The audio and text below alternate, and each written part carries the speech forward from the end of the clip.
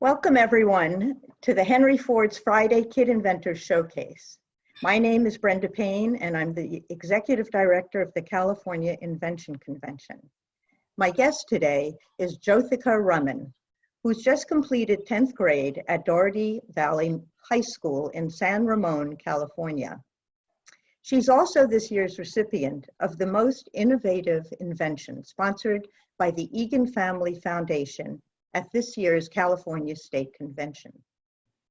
By the way, if you have any questions that you'd like to ask, you can enter them below at the chat button, just by clicking on that button and writing them in. And also, I'm quite sure that you will be sitting up taller in your seats by the time we complete today's interview. Good morning, Jyothikaa. Hi, everyone. It's a pleasure to have you here this morning. Can you tell us the name of your invention and about the problem you identified and what prompted you to start thinking about your solution? So my invention's the Posture Genie, and Miss Brenda is completely right. By the end of this, you'll be sitting up straighter. So the Posture Genie was a problem that I set on to solve since 2015, and I've been constantly working towards making this device better and brighter for the future of tomorrow's people who need better posture. So let's look at the problem. My inspiration for the problem ultimately came from my mother. Throughout my family, I've seen medical anomalies related to the spine, back pain, multiple sclerosis, and a lot of things that really were detrimental and caused many people in my family to deteriorate.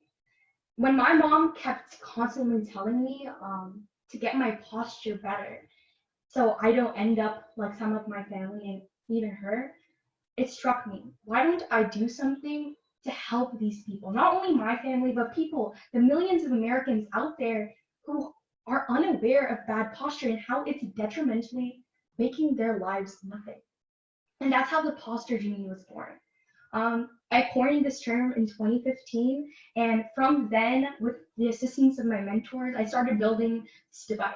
This device to help you, and it buzzes every time it tells you that you have bad posture, and then right away you would straighten up, and you would have a straight spine.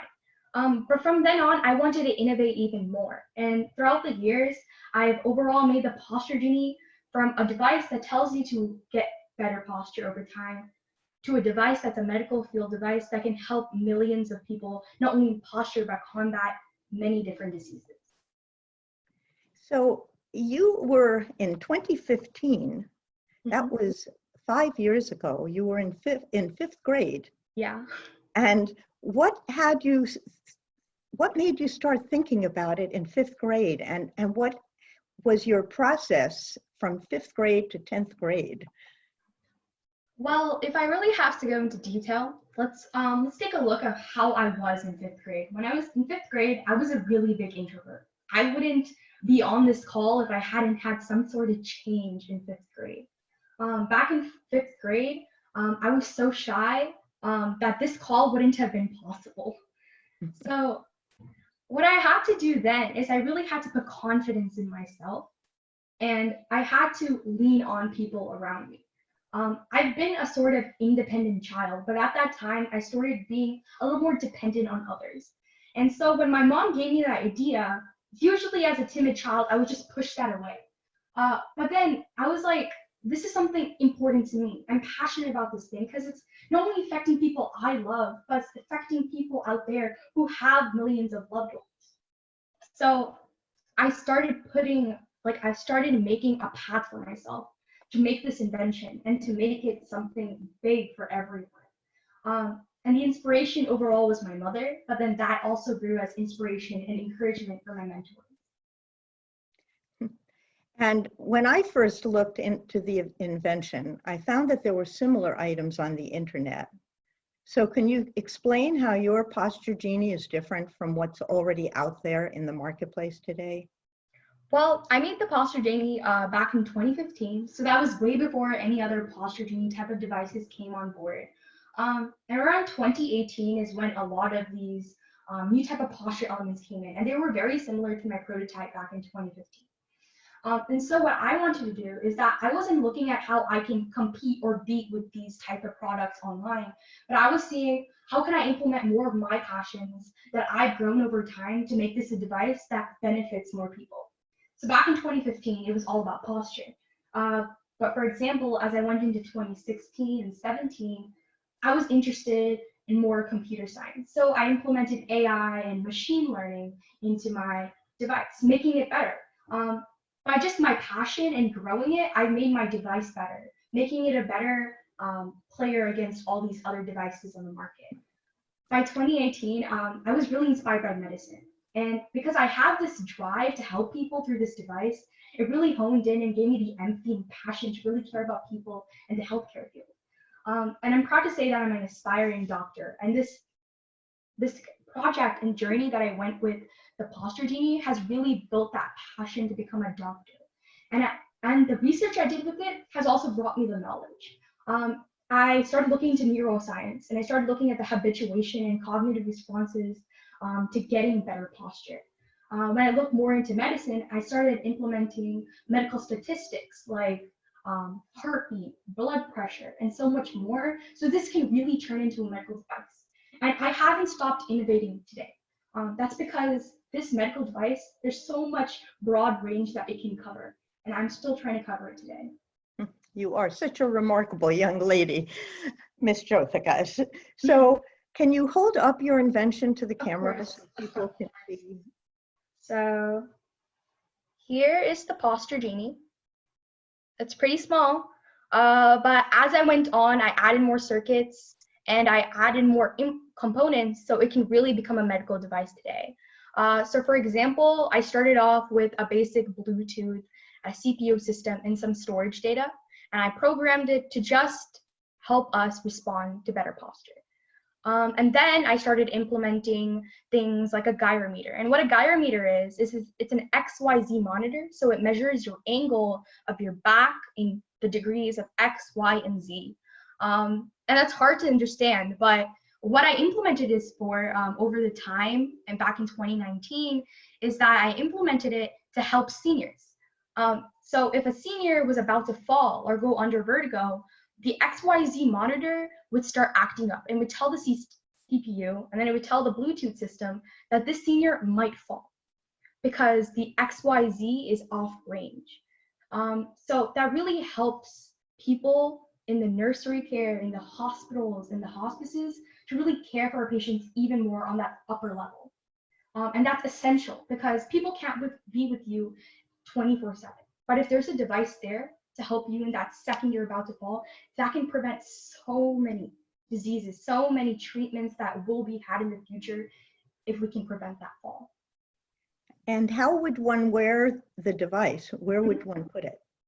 So it's located right on the collarbone. You would attach it with a magnet. The magnet's not here right now. But after you would attach it to the collarbone, there's a tiny button. I can show you.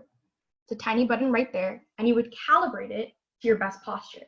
Okay. And right before I give it to all my subjects, I would tell them what ideal posture is. So the machine can calibrate to your ideal posture because all of us have different types of posture styles which attain to our figures. And I've also researched these 13 different types of posture styles and how they would suit your body and your physical needs. And so when you say you attach it to your collarbone, to an outer piece of clothing that you're wearing, is that, or? So we would like to have it like a thick piece of clothing. So like a tank top inside is what I would recommend. Mm-hmm. And how did you learn what you needed to do to complete the circuit? Where did you start your education as to circuitry? So big shout out to my robotics teacher because he did show me all the new avenues that you can do with computer science. But out of all of that, there's a lot of hard work that goes in, not only from the mentor, but from me as well. So I did put hours of research and hours of dedication to really learn what circuitry was. Back in 5th grade, I had no idea. I had no idea what computer science was. But over time, I had to learn the skills, and it really pays off in the end. And what is your computer science teacher's name? Your robotics teacher? Mr. Ravi. Okay. Yeah. Thank you to him. Yeah. So what changes did you make to your invention over time? How did you know that the information that you were after, what was your way of improving it so that the information that you were going to get was really what you wanted? So as I say, as my passion grew, so did the invention. So I had passion for computer science. I implemented in the invention. And as I grew into medicine, as I grew into psychology, I started implementing that into medicine. So really what my thoughts were and what I was learning and the experiences I was feeling, the passion drove me to innovate more on this invention. And that should be the case for everyone. Passion is something that should drive you. It shouldn't be the ambition or the desire that comes, but it's ultimately the passion. Because passion is going to give you the best willpower there is. And at the end of the day, willpower is going to succeed among everyone that's out there. Everybody who's out there for ambition, desire, they might not get it. But if you have willpower till the end, that beats luck in every single way. So, what wonderful advice to all of us. How did you test it out? Did you have it actually on people that were connected to the computer? How did you do the actual testing? So surprise, my parents and my little sister were the first ones to try it out. So they tried it out for my very first science fair project in 2016. And they were kind of impressed. They didn't think I could pull off something like this. But many people are not going to like believe in yourself as you get started. But as you go on and you make more feats and discoveries, they're really going to come in and support you. And that's what my parents did ultimately. And then I went on to testing more neighbors and friends. And ultimately, as I really evolved it into a medical device, I started taking it into hospices and senior centers. So there, I really help people out because in hospices and senior centers, it's crucial to have something like fall detection or heart rate monitors, so nurses and other people can know that the senior is safe or the senior isn't. So we really prevented some things happening from there. Well, I have to imagine that the people that you've been in contact with, the nurses and doctors, have been very impressed with your research and what you've created here. So, what do you see as the next steps for your invention? Really, I want to really, as I go deeper into healthcare and my passion for it, I really want to keep on like implementing more. But I also want to get it patented and take it to the next level in the market because I know this is an invention that can really benefit a lot of people. Even if I keep on building on it at its stage right now, it has the potential to take someone who's in class right now, who's slouching every single day, to really a high bit of posture. And I saw you stand up a bit straighter there, Brenda. So it's an essential thing because posture plays a role in every aspect of our lives. Posture is connected to our spinal cord, which then connects to our neurological system and how we interact with others. So it's essential that we really take control of it. Because sure, we have a lot of weight on our shoulders, including gravity and everything like that. But it's time we take control of our posture because that takes control of our health, our mental health, and our physical health, and how we interact with others at the end of the day. So I really saw this as an opportunity and the root cause to how we can help people have a better active life and be happier overall. Because through my research, I do see like more hormones secreting to make you happier and so much more from posture. And it just has an endless amount of benefit. There's nothing wrong that can go from good posture. So I saw this as an essential cause. Mm-hmm. So I am aware of people with diabetes, for instance, are able to wear a device that can send information to an application.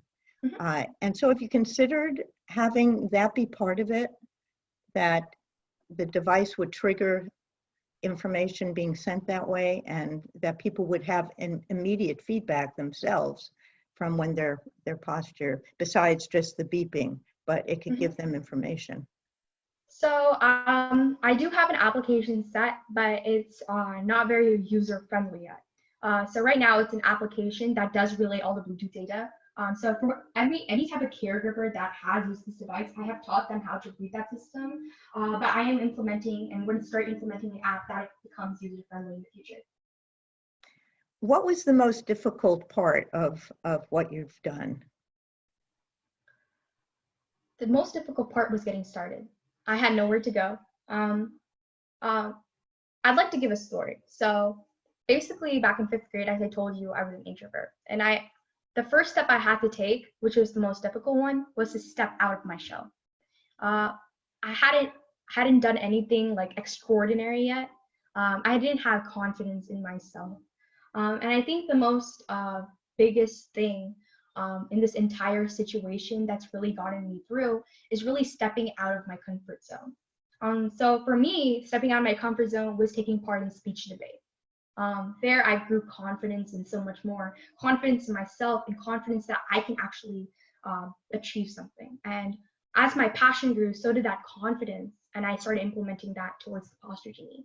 And this process from breaking out of your zone and really putting your mind to and being driven to get something is an essential part for everyone. And that comes in different ways. For me, it was in speech and debate and the assistance from my mentors. But for everyone else, you really have to start stepping out of your zone, look for opportunities, look for resources to really get out there. So how did the California Invention Convention help you to become a better inventor? Before the Invention Convention, I was just a science fair participant. So I really looked at my device as a science fair item. It was just science to me. But when I started implementing more of the benefits it would give to people, I started looking at it as an invention. As I went through the invention process, it's a slightly different than the scientific method. But there's so much important parts of it that really hone in what it truly is to the customer. Because from my device now, I can see clearly how this is a great component of empathy and passion to people in healthcare. This can help them in so many different ways, and it really pulled in the empathy aspect of what my invention truly is. And we know that inventors need to constantly be changing what they're doing based on the information that they're getting when they create different stages of their invention. Mm-hmm. So what were some of the different ways that you needed to change your invention as you kept going? Well, there were some bumps along the road. At some points, I would stop because I had nowhere I was going. And what I would do at those points was really like take on another project to refresh my mind. Because most of the time when you're doing something so dedicated and so consistent, you kind of get that writer's block, or for me, inventor's block. So I took on new projects, and I started getting more insight from those because those projects were medical based. So I started implementing ideas I got from there, ideas from other people into my device to make it more unique. What advice do you have for students who might be listening today? Advice. It's a great thing to get advice, and I really hope you'll listen. So the main thing is to have confidence in yourself. And as I said, it's hard to get out of that shell. But once you have that confidence, you have that passion. And don't let that passion go away. I've seen people, and even in my case, for some things, that I've had that passion for a thing, but then I've let it go because I don't have the time for it, or I don't have the resources for it. But right now in this pandemic, you might not think we have the resources, but we have the books, we have the internet, and it's enough to go and start researching about that topic you love. It's enough. Because in the future, you might be even more driven to do something about that topic. For example, in 5th grade, I had no perspective. I didn't know anything about programming, but I researched a little, and then I went to a mentor, and then he found me that pathway. So first, start off things little by yourself. And after you've got that sufficient passion and you've got that willpower, the willpower itself will take you on a journey. And who helped you with your invention? I said Dr. Ravi. Yeah. Yeah. Were there other people that were involved though in actually creating it, or was it basically just all work that you did? When it came to the medical aspect, in the past year, I started implementing more, and that was by the aid of my AP biology teacher, Mrs. Basu, and my anatomy teacher, Mrs. Pond. Okay, I wanted to just remind people that if you do have questions, to remember to just write them into the chat. Okay, and are you inventing other things at this point? Do you have other ideas? Inventing? Probably I'll innovate it into an invention soon, but I'm doing a lot of research based on medical pathways and more. So yeah. Okay, and let's see, we have some questions that people have asked. And what was the hardest part of creating the invention? What was the easiest? Hardest part is always getting started. I had nowhere to go. I didn't know it was going to be a circuit. I thought it was just going to be like those nifty apps on our phones. But really, as I started researching more and really driving into it, the willpower made it easier. So the most easiest part was presenting it to the judge at a fair, I would say. And that really pays off. That's the fruit of my hard work. So these are some questions from our audience. What's the difference between a science fair and an invention convention? I'd say it's science fair. There's more people out there looking at the science stuff and the nitty gritty. So they're really looking at the details. But when it comes to an invention convention, they're really looking at how that invention relates to the people, how it impacts the people, and how it benefits them. And Jyothikaa, I know that you have been involved in other conventions. Can you tell us something about what other conventions you've been involved with? I've been involved with the Contra Costa Regional Science Fair. From there, I advanced, getting first place in senior sweepstakes and junior sweepstakes into the California Science and Engineering Fair. The first year I competed in cognitive science, and the other year in biomedical sciences. And from there, I also got made it into the top 300 at Broadcom Masters. And then one year I went to Intel Science Fair, which is now known as Regeneron. Well, very remarkable. I mean, we felt very honored that you were part of our fair, but having all of those other accolades is so wonderful. Congratulations. And let's see, who are your idols? My idol is my mom. She really drove me to do this entire thing. She gives me the ideas. When I give a speech to her, she gives me more input. She gives me more comments, and she really drives me to make me better because she gives me constructive criticism. And that's the best thing a person can give you, the feedback. Because they can tell you how much you did well, but that's not really going to help you grow in any way. And my mother was brave enough to tell me all this constructive feedback, and she didn't break me down one bit. Once I took it into my mindset that she's not like, telling me off or anything, she's actually giving me feedback. It really helped me grow into a better person. Not only making this invention, but as a person myself, made me more mature, more open-minded to everything. There is another question about what are your future goals? You've sort of started telling us about it. Want to continue? I'm really, really passionate about being a doctor. I'm committed to be a doctor. Everything I've been doing this summer, and I feel like everything, the knowledge that I've acquired in the past has really put me on the path to being a doctor. And not only am I passionate about the knowledge that I'll gain as a doctor, but I'm also passionate about helping people. I'm committed to helping them in every way possible. And I can see that through this device, it'll help people overcome things. And as a doctor, I want to help them overcome things. I want to solve their problems. And I feel that as a doctor, I can really be the best person in their lives to give them that news, to help them through the way, because I have both characteristics that take it. Another person has asked, how will you use what you learn in the invention process in other subject matters and in life? So the invention process has really shifted my mindset from science to caring and for people. And true, I've had this mindset in separate ways.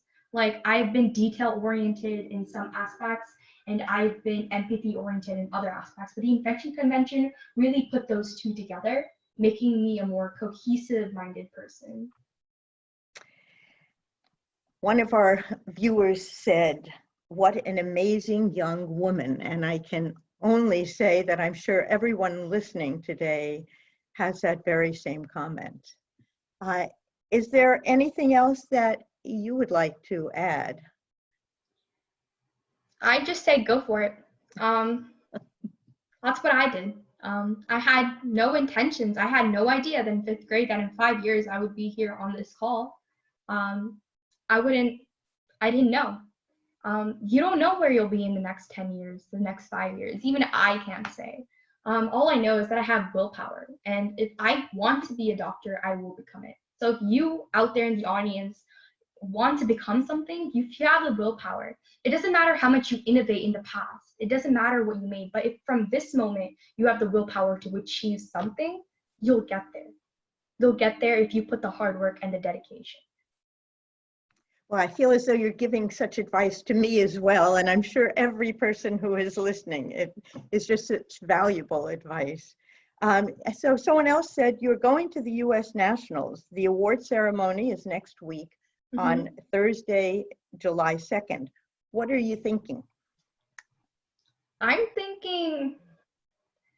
just excited for the award ceremony. I don't care about the results because along the process, there is a lot of failures.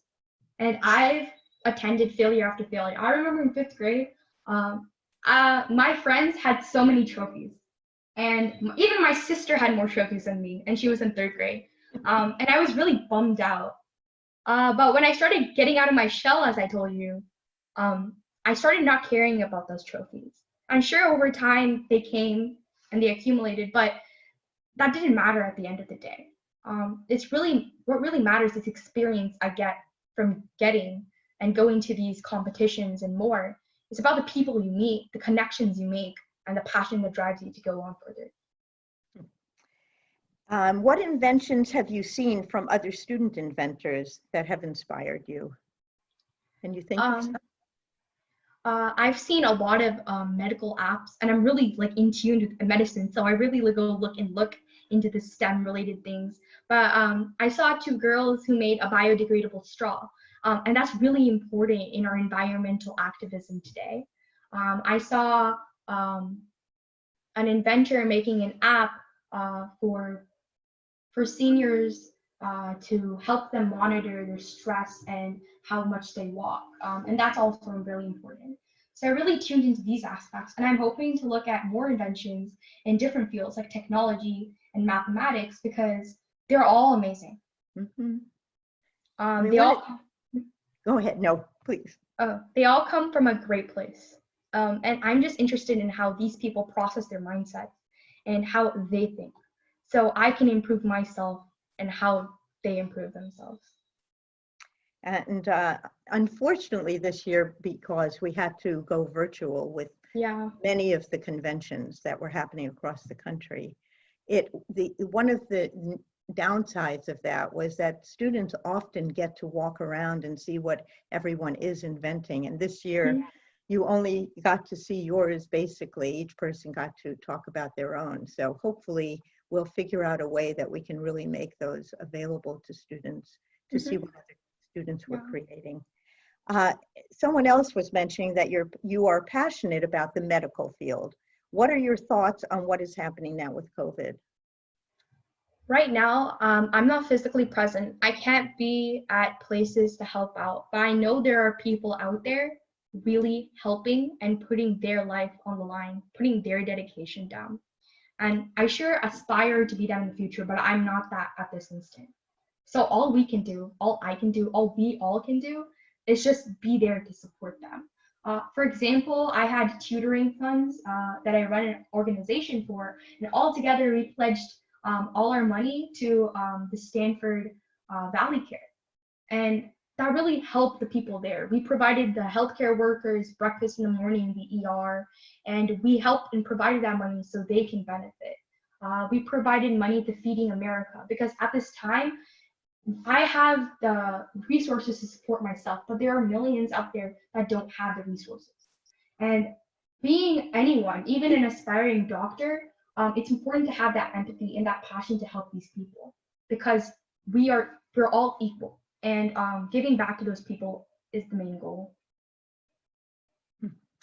So Jyothikaa is one of 120,000 students nationwide who are participating in invention conventions throughout the country.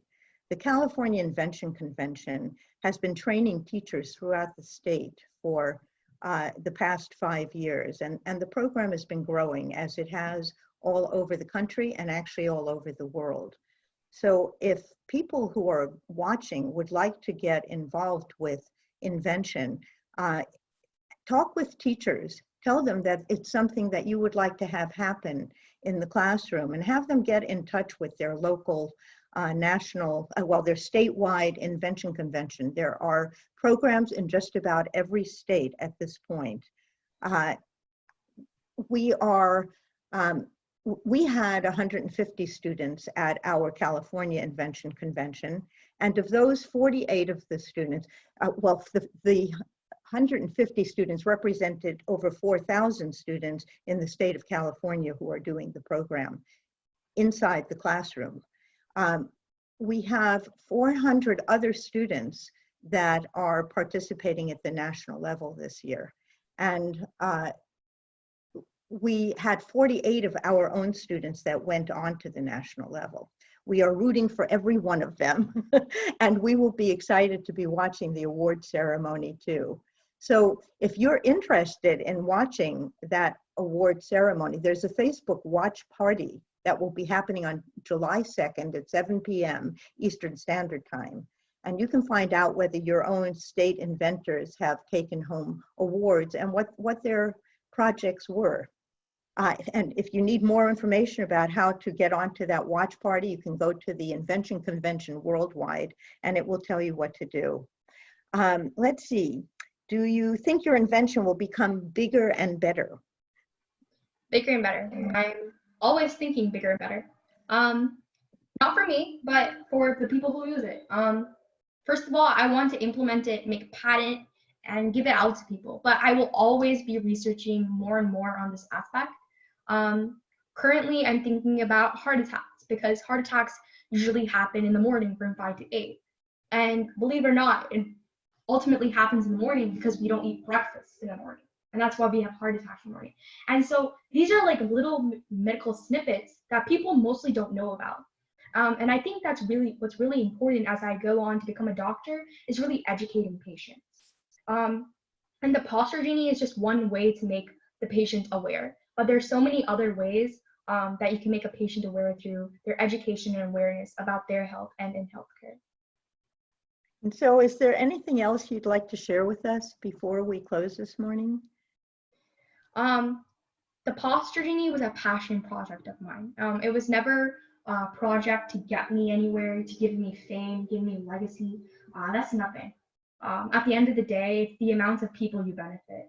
It's the amount of people you save lives for.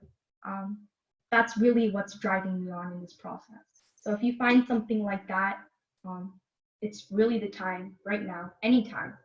Right now is the best time. We're all sitting at home. Right now is the best time to get it all started. Jyothikaa, it has been a true honor to have you here this morning and to interview you. I want to thank everyone who's been listening, and hopefully we will see you next week on Friday's Kid Inventor Showcase. Thank you so much. Thank you.